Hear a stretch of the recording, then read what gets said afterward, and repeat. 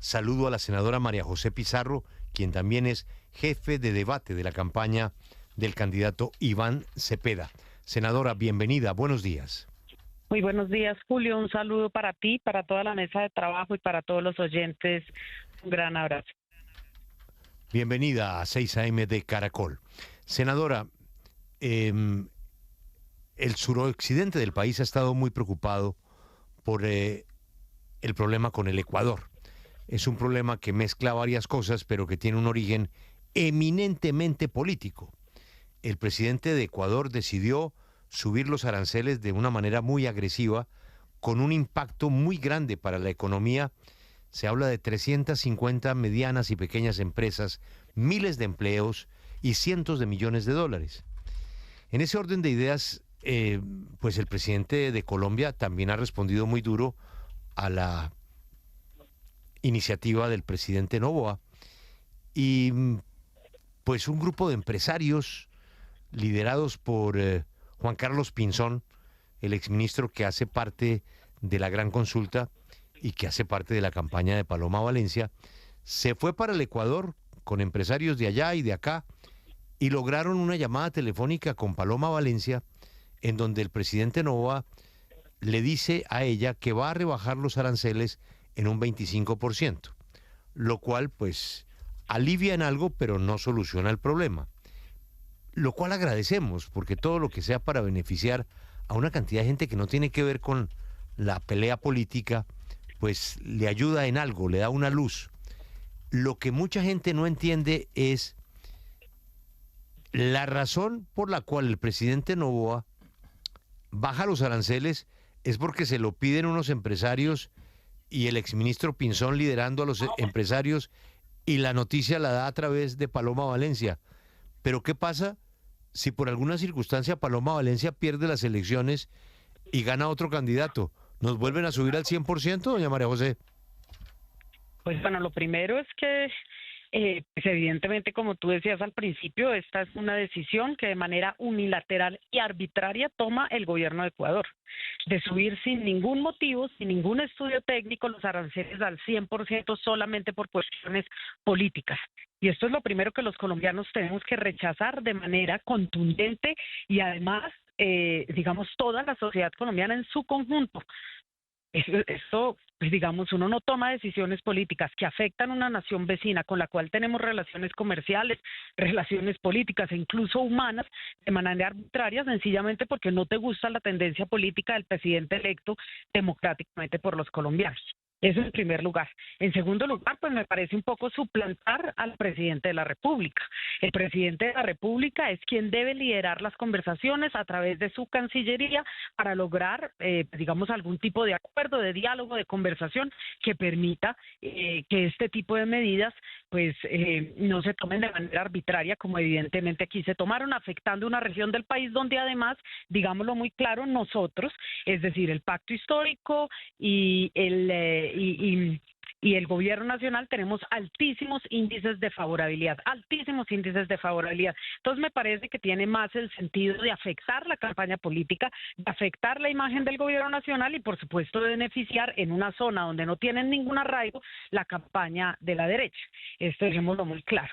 La Cancillería está en conversaciones permanentes con el gobierno de Ecuador y no creo que se le haya comunicado para nada este tipo de reuniones. Es decir, pues aquí se suplantan no solamente al presidente, sino se suplanta la Cancillería General de la Nación. Esa no es potestad de una senadora de la República, no es potestad del señor Pinzón. Por supuesto que los empresarios pueden tener diálogos para no permitir que se les afecte pues digamos, sí, sus empresas, que no se vean afectados por este tipo de decisiones, pero aquí hay claramente, yo creo que la gente no es boba, Colombia definitivamente tiene capacidad de raciocinio y puede entender perfectamente cuáles son los mensajes que hay detrás de esto. Así que el mensaje es claro, es beneficiar la campaña de la senadora Paloma Valencia, es seguir además suplantando en un ejercicio un poco extraño, porque recuerden el lobby que se ha venido haciendo en los Estados Unidos, que hace meses, yo recuerdo, gritaban, mejor dicho, aplaudían que por favor hubiese una injerencia extranjera en Colombia, y hoy sencillamente pues se pasan por la faja el gobierno nacional, se pasan por la faja la Cancillería, llegan a acuerdos, anuncian acuerdos, mientras que Colombia en cambio no ha subido un solo peso de aranceles a Ecuador. Entonces pues yo creo que el mapa queda perfectamente claro. Aquí el único objetivo es beneficiar la candidatura de Paloma Valencia, especialmente en una zona donde no tienen ningún arraigo. Permítame saludar a Hernán Cadavid, él es congresista del Centro Democrático, nos atiende a esta hora, está en la campaña de Paloma. Congresista, buenos días. Julio, muy buenos días a usted y a la audiencia, por supuesto. Muchas gracias. ¿A usted no le parece muy delicado revolverle la campaña política a un problema económico de miles de familias en el suroccidente del país? ¿No le parece que este es un tema que se tiene que arreglar directamente desde el gobierno nacional y no meterle el componente político de las elecciones en este momento?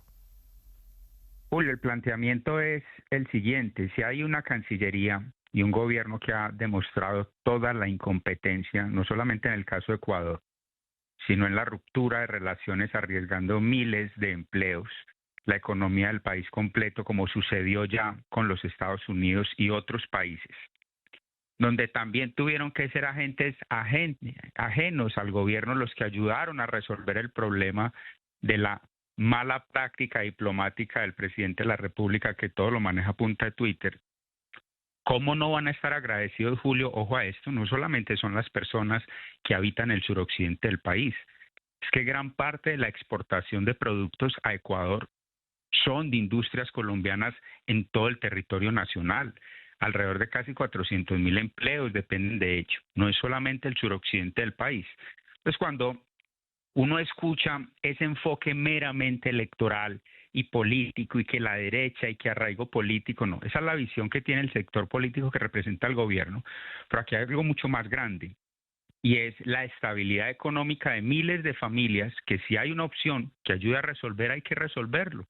Y no es la primera vez, insisto, ya también se tuvo que hacer con los Estados Unidos ante esa incapacidad que ha demostrado las relaciones internacionales del gobierno de Colombia. Pero déjeme además agregar algo rápidamente. No se puede hablar de injerencia política en países externos cuando ha sido precisamente el presidente de la República, Petro, quien ha tenido injerencia en los temas de Estados Unidos, de Ecuador, de Perú, de Argentina, de donde no le han repudiado y rechazado su injerencia. Pero cuando hay una senadora de la República, candidata presidencial, que logra mediar junto con un grupo de empresarios y exministros, como ustedes mismos lo han dicho, entonces ahora lo plantean como el peor problema de la vida. Hoy hay miles de familias y de empresarios y de actividad industrial en Colombia que empiezan a sentir un respiro producto de esa gestión, la que no ha sido capaz de ofrecer el gobierno, porque va solamente a Ecuador a dejar sombras y dudas. Esta es la hora donde Colombia no sabe qué fue a hacer Gustavo Petro a Manta, con todas las discusiones que hay, porque esa historia pues de que se fue a escribir 30 páginas de un libro allá taciturno, no se la cree absolutamente nadie.